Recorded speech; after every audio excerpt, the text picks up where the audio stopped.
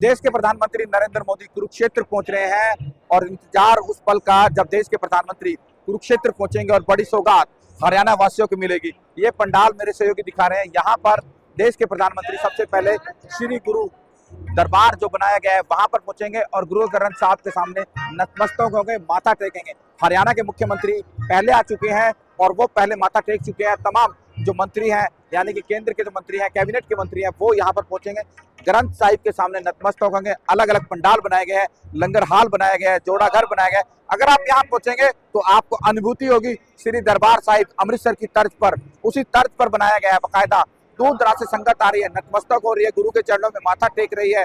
लंगर हाल, गुरुओं की वाणी कि गुरुओं ने क्या संदेश दिया, क्या मार्ग पर चलने के लिए आज किस तरह के संदेश आज भी बताए उनके मार्ग पर चल रही है। और दूसरी तरफ देख सकते हैं कि जो संगत आई हुई है उनको बाकायदा बसों में लाया गया है। महिलाएं आगे की जो पंक्ति है वहां बैठी है, फिर उसके बाद पुरुष बैठेंगे। लगातार जो भारी संख्या में अलग अलग बसों में लाया गया है। उससे पहले जो 4 यात्राएं चली थी हरियाणा के अलग अलग कोनों से, वो कुरुक्षेत्र पहुंच चुकी है और यहाँ पर पहुंचकर बाकायदा एक अनुभूति हो रही है कि जिस तरह से श्री दरबार साहिब अमृतसर में पंगत में बैठकर लंगर छका जाता है, क्योंकि गुरुओं ने कहा है कीरत करो, वंड छको, गुरु नाम जपो। तो वही अनुभूति यहाँ पर हो रही है। और लगातार आज जब देश के प्रधानमंत्री यहाँ पहुंचेंगे तो सबसे पहले ज्योतिसर में जो करोड़ों रुपए की लागत से बनाया गया अनुभव केंद्र है वहां पहुंचेंगे और उसके बाद 5 झंडे चौक बनाया गया है, बाकायदा एक संघ स्थापित किया गया है, उसका उद्घाटन देश के प्रधानमंत्री मोदी करेंगे।